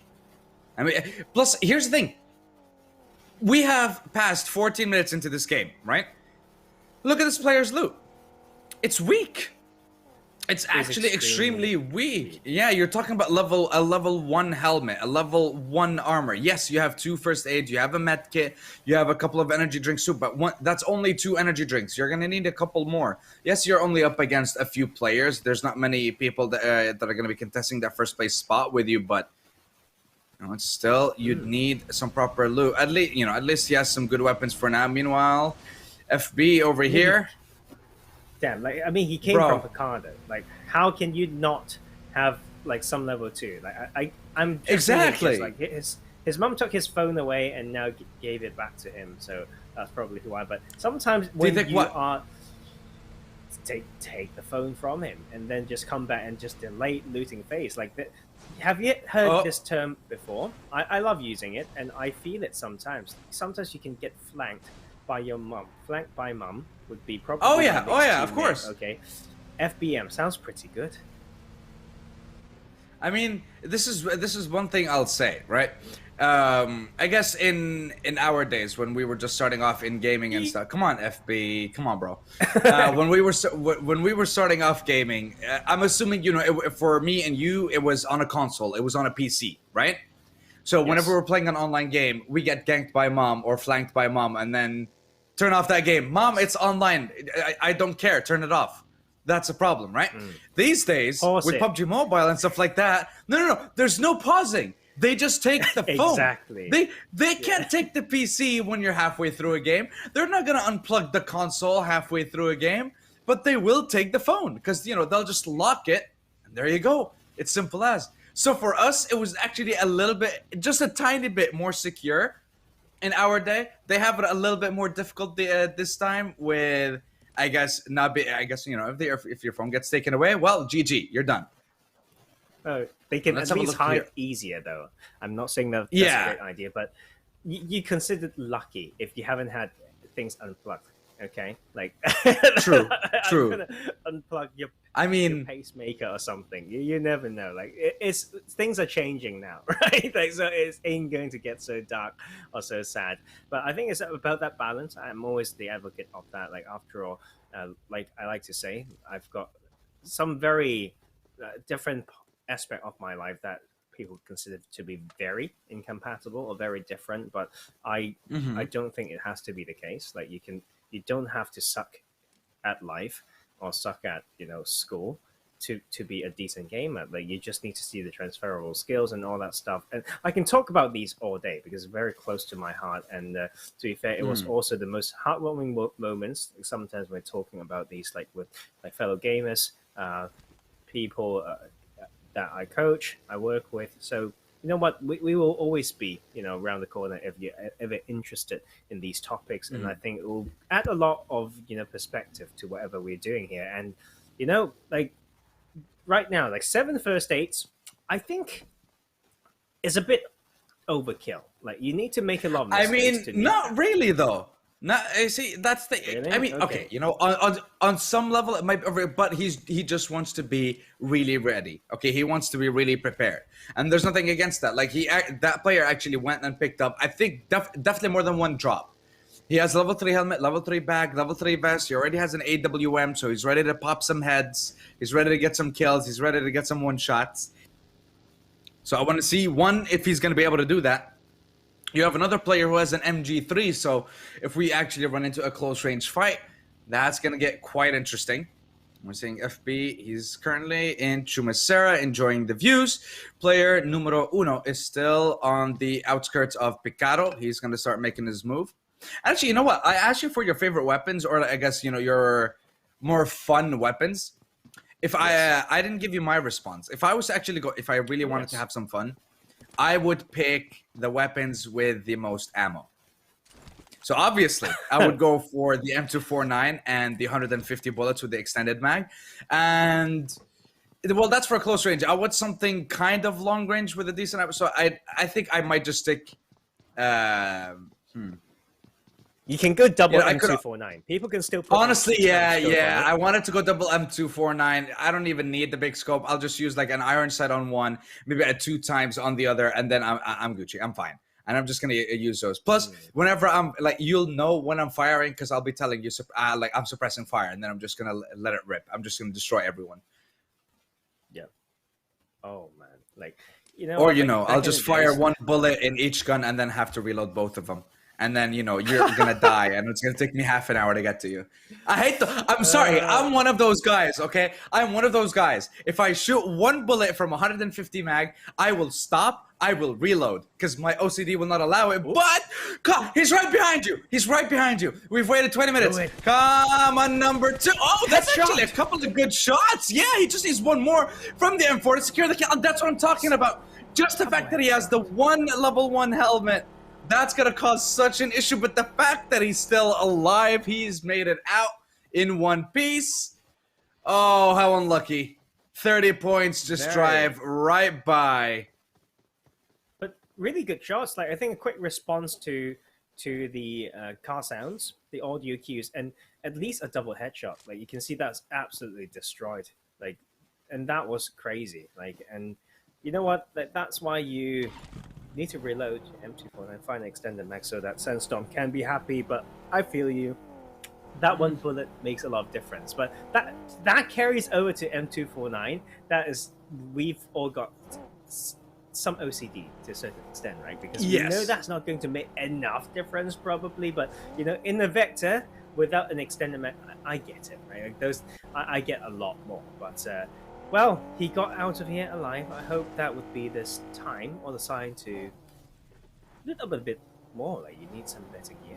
That would do him very, very well. And this car as well, the Vroom Vroom. I actually love the addition to this. I'm not sure about the McLaren, but I think this car itself is pretty nice in game. Oh yeah, it is quite nice. But I'm gonna be honest. When they brought, I guess when you can get the Tesla in the game, though, oof. I mean, God knows that's gonna be the only Tesla I ever get inside if I was to get one. Like, it's not easy, bro. It's not easy to get one of those. No. That's not. Honestly, you know what? Speaking of which, did you see that there? I think a Tesla set the new world record for the fastest car. A Tesla is now the world's fastest car. Yeah. It was. I think like in a quarter. It set the record in a quarter mile, I believe, which is kind of unreal. You know, Tesla being that fast. Yeah, I mean, like, we are still. That is an interesting thing being alive right now. Like, there will be those who are still very used to like this current state.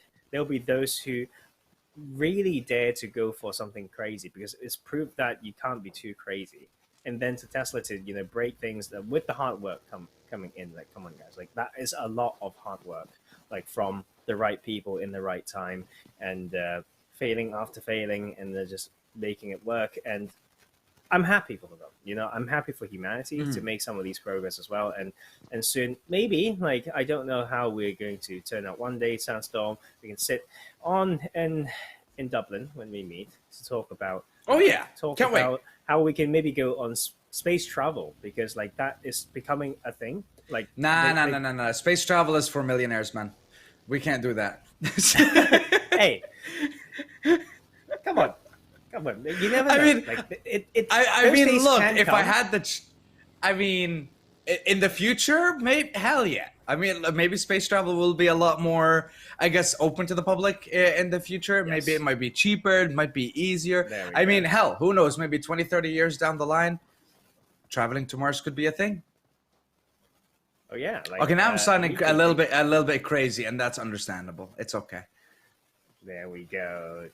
That is my boy right there. We just need to continue with this so-called, you know, thinking out of the box, allowing the seemingly impossible to happen. Like, I mean, I like how you're talking about that as if it's not going to be easier that for us to have that, you know, money, right? But to be fair, we need to be crazier to say that's how we're going to spend our money. You need to exactly. It's like here's the thing, right? I don't know about you, but for me personally, like, at any point in my life, whenever I see something like, you know, a game, let's say an action figure, it doesn't matter what it is, right? If it's something that I want and I want to save up money for it, right? I save up money. I get to the point where I can actually buy it. I go to the shop and then I'm like, wait, do I actually want it? I start to second guess it. It's like, I have the money to buy it. I had the intention of saving up the money to buy it. But then I just start second guessing myself. It's like, do I really need that? Maybe it was just a moment of like, I wanted it, but I don't need it. But like, I guess when it comes to something like space travel, I guess same thing would apply. It's like, if I was to get to the point where I would have that much, like, do I want to now though? Like, there's a chance that rocket might just not come back. Who knows? Oh, wait. It's not safe. So like that's always going to be the case. But I'm with you there. Like, I think I live a pretty frugal like lifestyle, and there's certain things that I will spend quite extravagantly on. But I think it's important to know where you find the value. Because finally seeing a couple of shots. Whoa. He's not okay. He didn't reload after the first shot. Yeah, he didn't reload after that first one. He doesn't even have the extended mag, unfortunately, but 3 times on an M249. Although he did try to just get a couple of shots here and there. He didn't try to go for the full spray, is the thing. So not really much of a problem for FB right now. But 5207, considering he's the one that's in the zone, and FB will actually need to move off this high ground. He might actually get to the compound on his right, but I believe just a fraction a fraction of that house is in the zone. So I'm not sure he's going to be able to stay there with cover while in the blue zone. And even when he tries to leave, he's going to be completely exposed to the high ground behind 5207 and, of course, to the house that 5207 has under his control right now. We don't even know where the third player is, so we're still waiting for a potential third party. That is pretty insane. When we're talking about value, like when we're back into the game, yes, of course, within the game, on the map, will be about, you know, the cost of potentially going for these high value weapons, right? And the gear, like we talked about how much difference it can make. And so that's one thing, but also the other items in game. I think Tesla is really breaking like the game a little bit. It's hard to say whether it's in a bad way, because like they change up, you know, how loud cars are. So that is going to make things, and studying the game and these tactics a bit harder to grasp, right? But maybe it will be about further research into finding where that particular car type can be spawned, and then see, like it's all a matter of perspective. As you can see, like FB here finding a good way in. Like the problem is, like I always love. Is it? Look at number 2. Yes, like Number that 2. is he's too tunnel vision like around here, and you know what? It's still too much on edge. There's a huge chance that FB will still need to run down the hill. Oh, there we go. Get that headshot. Oh, okay. No. Yeah. Doesn't matter to actually get the headshot, and there it is. On to FB, secures himself those 30 points. And now that he's actually smack dab in the middle of the zone with the last player in the compound on the low ground as well, that means he's going to be quite exposed. But you got an M249, you got an MK14 as well. That's going to be quite interesting to see how that's going to go between 5207. Will the high ground and the bolt action come through? Is it? Oh, no, he exposed himself. Not able to actually get that headshot onto 5207. Will be forced to switch. Actually going to try his luck with a nade this time around. Hopefully he doesn't cook it for too long. Also, not No, to he's peek arming too far it, as disarming. well. Like that would be the key thing right there. And I think 52, like 07 just needs to know the best time to exit from that compound. After initial shots, like he just needs to get into circle. It's been a bit too long, like for after this new phase been shown to him, and then now he might be a little bit choked. He doesn't need to move. Player number 2 does not need to move whatsoever. He gave himself some cover with the smoke. He has the high ground. He has the zone. He has all vantage points in his favor. He just needs to wait for 5207's move.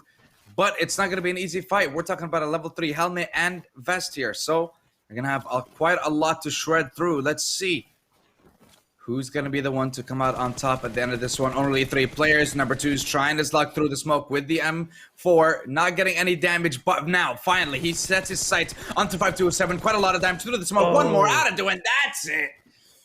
That is it, ladies and gentlemen. It comes out with 2 quick kills out of the 3 players in the lobby. Number 2 will be coming through. Very well played for himself over there. And just, I guess, I want to say his positioning is basically what gave him the game. His positioning, I guess, uncovering where FB's location was, getting that kill with the sniper, and then instantly finding out, hey, where else could the player be in the compound? Uses that advantage, uses that high ground. He could have actually done it with a headshot without exposing himself as well to the player below him. But at the end of the day, you know, a win is still a win. Chicken dinner is still a chicken dinner, and you're going to get those points that you need. Exactly. You know what? Like, I'm just thinking about, you know, compounds as an idea, like in this type of game. Like, you are in the low ground. A lot of people can, you know, third person peek you. Yeah, and yes, like, you need to get out of it. That's the problem. And there's 2 ways, right? You can't fly. Like, not yet. Not in this game mode anyway. You either need to run or you need to drive. Like, even if you have a car, you just leave yourself extremely exposed. Like, people just take away your tires anyway, like, if they see it. So that is where the so-called macro would come in, even in this type of game. So just, you know, another piece of info that we like talking about. Just can't help it. It's just in my blood, you know. But, you know, that game, I wonder how it's going to be like when it comes to qualification, because after all, we've got more to come, right? So whatever happened today, whoever's not happy, we can repeat that for 3 more times, for 3 further Sundays, and then we will see who will represent the region. And to be fair, I really want to play like for this one because I'm fanboying a little bit, like to have the chance to play with Genji. Dude, and how about this? How about this this? there. Just change your name, bro. Just change your name. Change your name and get in. It's okay. I'll keep it a secret between me and you. They won't know. They won't know. I'm sick. I will be sick still next week. I'm sick. We've all done that. We've all done that. Nobody try and judge us, okay? We've all done that at some point. Whether it was to, I guess, get out of school, get out of a quiz, get out of going out, it doesn't matter. We've all done it, and we're all going to continue to do it because, I don't know, sometimes it's nice to escape, and I kind of want to escape right now and bring Testry over, get his thoughts on the game, get his final moments about what he thinks about the 2 games that we had. We'll see. Like, I mean, anytime, like when he's ready, then we are. We are ready. For honestly, I just want to say, Testry, when it comes to his, he misses. Well, honestly, I miss him too. Okay, every single time he puts I guess the shirt blazer combo that he has, very nice. Thank you so much. Thank you so much. What is that? What is that? Look at that, dude. That is insane. Man, like, Come on. Thank you so much. I'm a little bit jealous. I'm a little bit jealous. It is very nice to see you guys and to hear you guys right now. Actually, I have more than 50 this type of jackets. Bro, honestly, send home. me your combinations. Send me your combinations. I'm absolutely terrible when it comes to that.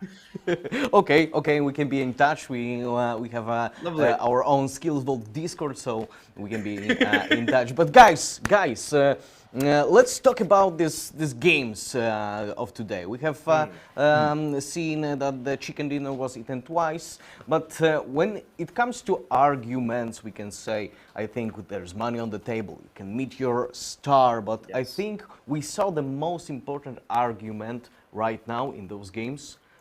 You can actually win, and it is not so hard. You can come in, you can sign up. There's like 5, 6, 7 players on the server, and you can actually win. So I don't know. Do not wait. Just sign up, play with us, and you can win some money, some Bitcoin Vault money. It is like $5,000 on the table. Who don't want to grab this kind of money? Are you agree with me, guys? Of course. I mean, that's the thing. Like, I mean, look, even Tarzan himself said it. He wants to play. He wants to join. And I'm tempted as well. I want to give it a shot. Actually, I was thinking about it when the game was started, and I thought maybe I will just keep my tablet like this and play, and then just have a all right. Let's see what's happening.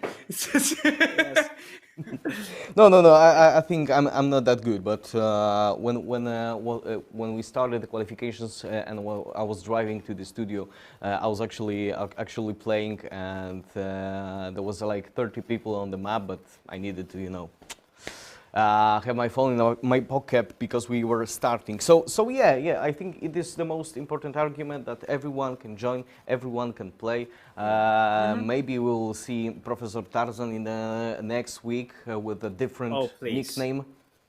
Maybe Dr. Tarzan. Maybe Dr. I mean, look, you know what? I'm actually thinking he might try to fool us, and he might try to get like maybe a dummy or something to put on the chair, and then he's just gonna be sitting from the side, moving his mouth, like moving it. I don't know. With a name like Professor and playing Tarzan, at the same time. I'm just saying, with a name like Professor Tarzan, you gotta fear him, bro. He's smart. He'll come up with some crazy stuff. At this point, I feel like I can't even have an emergency. If there's anything, like if there's an emergency, I'm just lying, right? Like, come on, man. But you know what? Like, I actually want to play. Like I think it's having experience in somewhere like completely new. Like for me, as well, like different type of tournament, even new region and different currency when it comes to prize money. Like I think we a very interesting experience. You know, why not redefine things? Like we'll have the caster game as well. If you guys want like join in, we'll have one qualification for you guys. And you know what? Like I would love that. And just a suggestion because that's just really That's a very nice idea. But I don't know if you So have the same feeling, guys, but when I'm casting a tournament or I'm the host, every single time I'm going back to my home, I want to play this game. Even if it is Counter-Strike, League of Legends, or PUBG Mobile, I just want to play this game. I have a feeling inside me like I need to play. We're gamers, man. We're gamers. We all have that. We all have that. It's beautiful. But Santor, please tell me, it is the moment when we can compare these two countries, Korea and Japan, or it's too early? Honestly, I don't think we can just yet. I don't think we've had. I feel like best way I can describe it is I don't think we had a big enough sample just yet from the Japanese region and from Japan. I think we need to wait for maybe the second qualifier, get a few more people on board, try and see, I guess, because we didn't get to see different play styles. We didn't really get to see like let's say different rotations. Nothing special like that just yet, and we only got to see like maybe a couple of firefights. If my camera would, thank you. So yeah, I'm not too sure that we can compare it just yet, but this just gets me excited for the second week, I guess, and hopefully we'll get a couple more people participating, and hopefully we'll get to see some competition. I remember that sport showed up in the second week, so I think that Japan is also like it was like a walk in the park. It was just the beginning. It's always tough to start, but I think in the next week we'll have some more players, some good players. I also heard that you are talking about Tesla, yes? I'm okay with electric cars, but I love to hear the engine. Like, I think I need to hear the engine. I mean, honestly, I'm the same. I'm the same. I was driving an electric Mercedes last week, and when I put start button, and I didn't hear it's on or not. But 2 weeks ago, I was driving that Challenger, and it was awesome. So yeah, talking I think it is a topic that we can discuss because in PUBG also we have vehicles. So yeah. I need to hear the engine. I need to see weapons. I need to see fire, and I hope in the second week we will have all that from Japan. Hopefully so. Okay, so guys, any last words? Maybe you will say something to the camera to maybe confess people to join us. I guess, yeah. Just a quick thing, and then I'll let Tarzan put his word in as well. It is very easy. It is honestly very easy. And if you guys want to start any kind of, let's say, find any kind of entrance to esports in general, to PUBG Mobile, this would be the way to go. You start off as solos, you get to show off your individual skill, you get to test out a couple of things, you got multiple chances to qualify and play for some really nice, really huge prizes for an individual person. So don't miss out. Go to SkillzVault.gg, and then you guys can check out and you can participate in every single one of the qualifiers as well. Join us. It's going to be a lot of fun.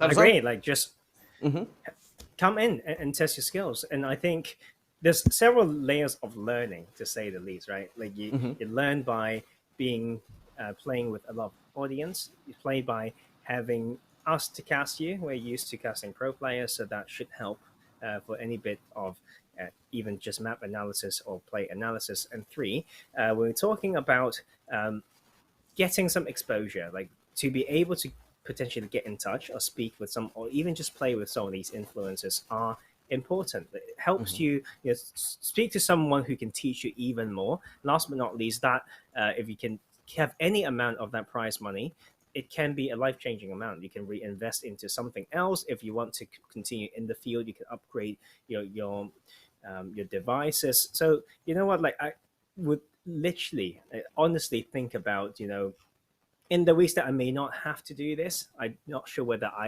there will be a week that I'm not casting this when it's on, but I would be very interested to play as well. So we need to find out, and those would be my final remarks for today. Thank you so much. I think life is about good and bad decision, and joining us it is very, very good decision. You don't waste your time, you have fun on the server, and you can win some extra money, or I don't know, maybe in the future sign a contract with a professional esports organization. I think Sporta will like jump out from his country and show to the whole world in a few months. I see potential in this guy. Many people have potential, but we cannot say that when we don't see this potential here right now in SkillzVault. Thank you so much, guys. Have a nice weekend and have a nice week. We will see like in 6 days from now, from today. See you. Next week, See you guys. anyway. Thank you. Thank you. Next Have a week. good week. Hey, thank you so much. Okay, so Japan. I know it was just the beginning, and the beginning is always a bit hard, but I'm pretty sure that you will join us next weekend. And do it. Sign up and set the alarm clock on your phone, because many of you signed up for today's tournament, but only few confirmed that they are ready to play. So remember, sign up, www.skillzvault.gg. Go there right now, don't think about it, sign up, and see you next week. Sayonara.